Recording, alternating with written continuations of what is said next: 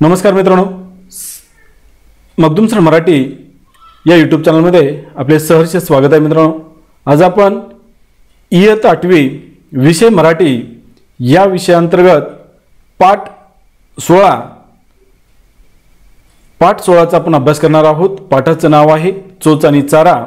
या पाठाचे लेखक आहेत मकरंद जोशी। मकरंद जोशी लिखित पाठ वयम नोव्हेंबर 2016 या मासिकातून हा पाठ घेतलेला आहे। मित्रांनो, या पाठामध्ये चोच आणि चारा म्हणजेच पक्ष्यांचं निरीक्षण आपण करत असतो। मित्रांनो, पक्ष्यांचं निरीक्षण करत असताना पक्ष्यांच्यामध्ये आपल्याला विविध प्रकारचे रंग पाहावयास मिळतात, त्यांची उडण्याची पद्धत पाहावयास मिळते, त्याचबरोबर त्यांची बसण्याची पद्धत पाहावयास मिळते।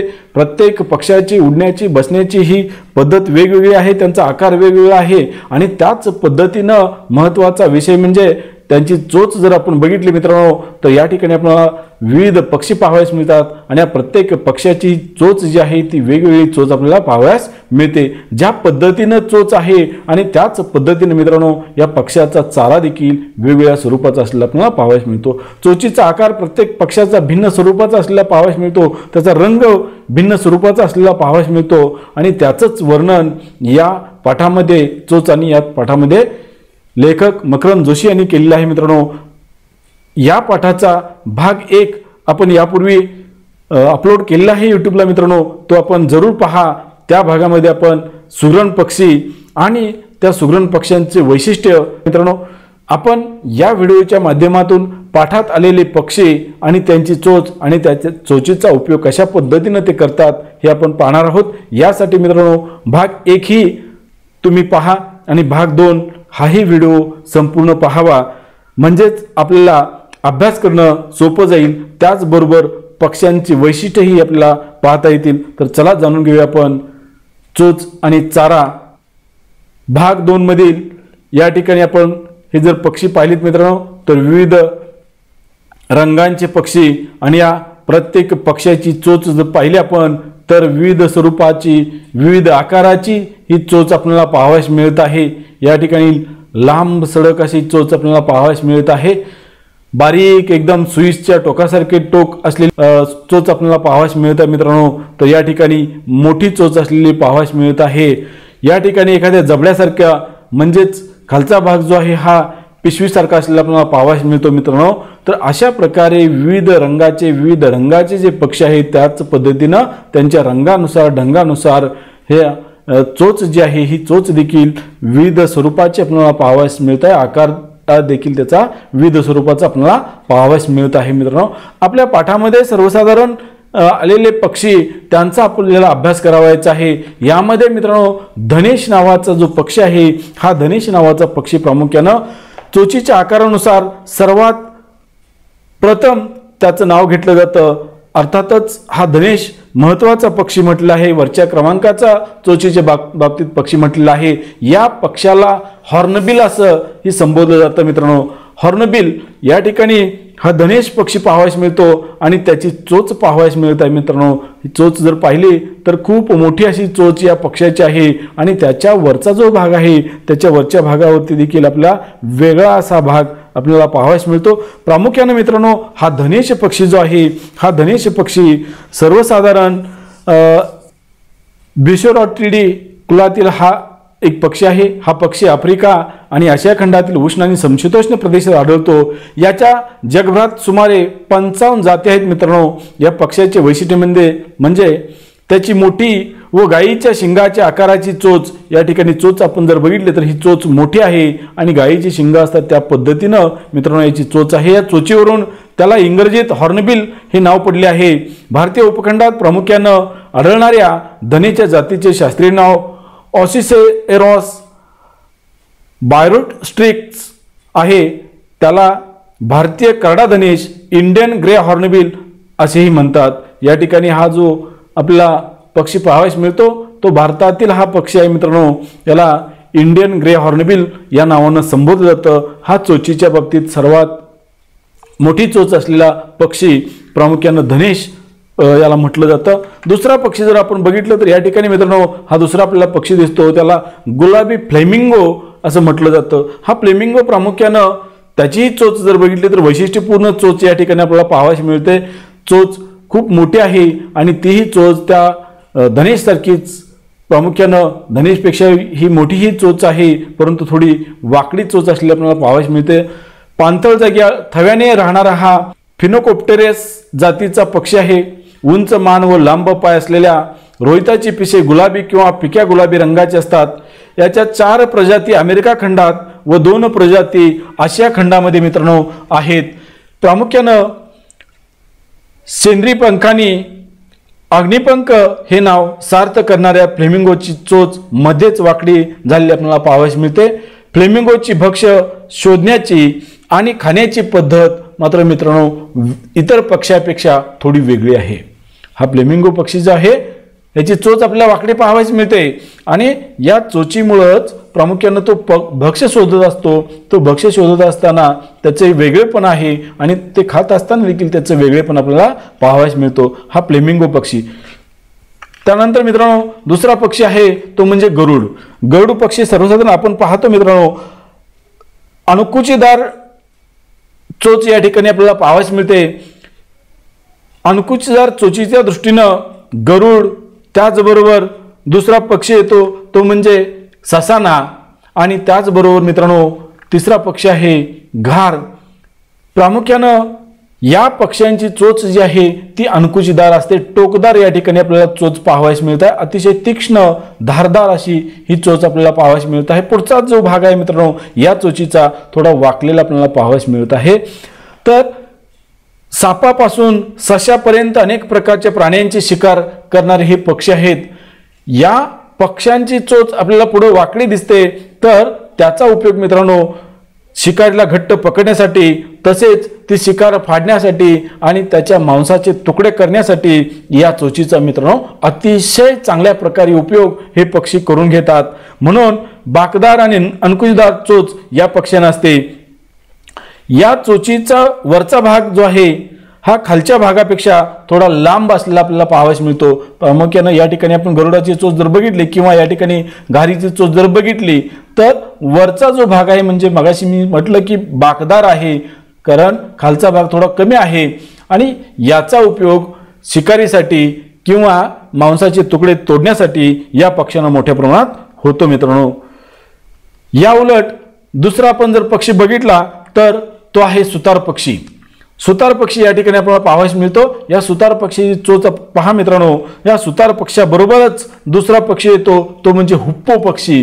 आता हा हुप्पो पक्षी प्रामुख्याने हुप्पो पक्षी जो आहे या सुतार पक्षाची आणि हुप्पो पक्षाची चोच जी आहे मित्रांनो ती एकदम सरळ सोट आहे, म्हणजे सुईसारखी सरळ सोट अशी ही चोच आहे। आणि या चोचीचा उपयोग मित्रांनो झाडाच्या खोडातील असलेले किडे तर तसेच जमिनीवर असलेले किडे हे गोळा करण्यासाठी किंवा शोधण्यासाठी या चोचीचा उपयोग हे पक्षी करत असतात। सुतार पक्षी आणि हुप्पो पक्षी करत असतात मित्रांनो। या ठिकाणी हुप्पो पक्षी 2 आपल्याला पाहावयास मिळत आहेत। पहिल्या चित्रामध्ये त्याचा तुरा जो हा सरळ तुरा आहे, तर दुसऱ्या चित्रातील तुरा जो आहे हा पसरलेला तुरा पाहावयास मिळतो मित्रांनो। ज्यावेळी एखादी धोक्याची सूचना असते त्यावेळी किंवा धोक्याची परिस्थिती असते त्यावेळी हा हुप्पो पक्षी आपला डोक्यावरचा तुरा जो आहे हा पसरलेला त्याचा तुरा पाहावयास मिळतो आपल्याला। त्यामुळे पक्ष्यांचं निरीक्षण करत असताना या गोष्टी देखील अत्यंत महत्त्वाच्या असलेल्या पाहावयास मिळतात। त्याचबरोबर मित्रांनो सनबर्ड हा जो पक्षी आहे प्रामुख्याने या ठिकाणी आपल्याला हा सनबर्ड पक्षी दिसतो, तर फुलामधील मधुरस चोखत असलेला आपल्याला हा पाहावयास मिळतो। अतिशय टोकदार अशी त्याची चोच आहे, बारीक अशी चोच आहे, खूप लांब बसून देखील तो एखाद्या फुलामध्ये फुलाला कोणत्याही प्रकारच्या इजा न होता त्या फुलातील मकरंद हा पक्षी काय करत असतो शोषून घेत असतो किंवा चोखत असतो। त्याला मधुरस असं म्हटलेलं आहे आणि त्या मधुरसाचं शोषण हा पक्षी किंवा चोखण्याचं काम हा पक्षी त्या फुलाच्या कोणत्याही भागाला धक्का न लावता तो करत असतो। शरीरापेक्षा लांब आणि बाकदार चोच त्याची असते। या ठिकाणी आपल्याला बाकदार चोच त्याची पाहावयास मिळते मित्रांनो। आकाराने चिमणीपेक्षा लहान असलेला सनबर्ड एखाद्या फुलांच्या पाकळीवर आरामात बसून फुलाला धक्काही न लावता आपल्या पातळ बाकदार लांब चोचीनं फुलातला मध तो खात असतो। असा हा सनबर्ड मित्रांनो अतिशय सुंदर असा दिसणारा हा सनबर्ड आहे, म्हणजे चिमणीपेक्षा थोडासा लहान असलेला असा पक्षी आहे मित्रांनो। वैशिष्ट्यपूर्ण वेगवेगळ्या रंगात आपल्याला हा सनबर्ड पाहावयास मिळतो। या ठिकाणी हे 4 पक्षी घेतलेले आहेत, परंतु 4 पक्ष्यांचं निरीक्षण केलं तर त्याचे रंग जे आहेत ते रंग वेगवेगळे आहेत, परंतु चोच जर पाहिली आपण तर चोच मात्र मित्रांनो एकसारखी असलेली पाहावयास मिळते। बाकदार अशी लांब चोच आपल्याला पाहावयास मिळते मित्रांनो। त्याचबरोबर पुढील पक्षी आहे पोपट। पोपट म्हटलं की आपल्या आजूबाजूला हा पोपट हिरव्या रंगाचा पोपट पाहावयास मिळतो। त्याची चोच जी आहे ती लाल चोच आपल्याला बाकदार अशी चोच पाहावयास मिळते। गळ्याखाली आपल्याला त्याचा काळसर भाग आपल्याला पाहावयास मिळतो। ज्या पद्धतीनं गळ्यामध्ये काळा दोरा बांधतो त्याच पद्धतीनं हा दोरा असलेला पाहावयास मिळतो। अनेक लोक या पक्षाला घरामध्ये पाळत असतात, पाळीव पोपट। आणि या पक्ष्यांचं आपण या पक्ष्यांचं स्वातंत्र्य आपण हिरावून घेत असतो मित्रांनो त्याला घरामध्ये पाळून। आणि हे स्वातंत्र्य हिरावल्यानंतर देखील हा पक्षी आपल्या घरामध्ये आपण ज्या पद्धतीनं त्याला सांगत असतो त्या पद्धतीनं तो बोलण्याचा प्रयत्न करत असतो। तो वैशिष्ट्यपूर्ण आपण घरातील झोपाळ्यामध्ये देखील कशा पद्धतीनं चोचीच्या साहाय्यानं झोके घेत असतो तेही आपल्याला पाहावयास मिळत असतं। म्हणजे चोचीचा उपयोग तो कशा पद्धतीनं करतो। पेरू हा कठीण पेरू देखील तो आपल्या चोचीच्या सामर्थ्यानं फोडत असतो मित्रांनो। तर असा हा पोपट, या पोपटाचं जर आपण वैशिष्ट्य पाहायला गेलो तर मित्रांनो अनेक प्रकारचे पोपट आपल्याला पाहावयास मिळतात। विविध रंगाचे पोपट आपल्याला पाहावयास मिळतात। आपल्या आजूबाजूला असलेला फक्त हा हिरव्या रंगाचा आपण पोपट पाहतो, परंतु निसर्गामध्ये विविध रंगाचे पोपट आपल्याला पाहावयास मिळत आहेत मित्रांनो। अनेक प्रकारच्या प्रजाती या पोपटांच्या असलेल्या पाहावयास मिळतात। परंतु चोचीच्या बाबतीत जर पाहिलं तर सर्वसाधारण प्रत्येक पोपटाची चोच जी आहे ती चोच सारखी आहे। वरचा भाग जो आहे हा गरुडासारखा वरचा भाग त्याचा लांब आहे आणि खालचा भाग लहान असलेला आपल्याला पाहावयास मिळतो, परंतु जाड अशी चोच त्याची असलेली पाहावयास मिळते मित्रांनो। त्यानंतर खंड्या पक्षी। खंड्या पक्षी प्रामुख्यानं मासे पकडतो। या ठिकाणी पाण्यावरून सहजरित्या उडी मारत असताना पाण्यातील पोहणारा मासा पटकन तो पकडत असतो आणि मासा हे खाद्य हा खंड्या पक्षी मित्रांनो मोठ्या चलाकीनं पकडत असतो।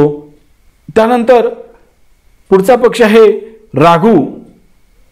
त्याला वेडा राघू असं म्हणतात। हा या ठिकाणी आपल्या ग्रामीण भाषेमध्ये किवंडा पोपट या नावाने देखील याला संबोधलं जातं मित्रांनो। याची चोच जी आहे ती चोच बारीक चोच, तीक्ष्ण अशी चोच असलेली आपल्याला पाहावयास मिळते। प्रामुख्यानं निसर्गातील किडे जे आहेत ते चोचीमध्ये पटकन हा पकडत असतो। जमिनीवरील किडे या चोचीच्या सहाय्यानं किंवा उडणारे किडे देखील हा पटकन पकडत असतो। किडे खाणारा हा किवंडा पोपट किंवा त्याला आपण वेडा राघू असं म्हणू तर वेडा राघू आपल्याला पाहावयास मिळत आहे मित्रांनो। म्हणजे चोचीच्या साहाय्यानं आपला उदरनिर्वाह करण्यासाठी अतिशय सुंदररित्या हा पक्षी किडे पकडत असतो किंवा मासेही पकडत असतो हा पक्षी। त्याचबरोबर प्रामुख्याने मित्रांनो शिंपी पक्षी।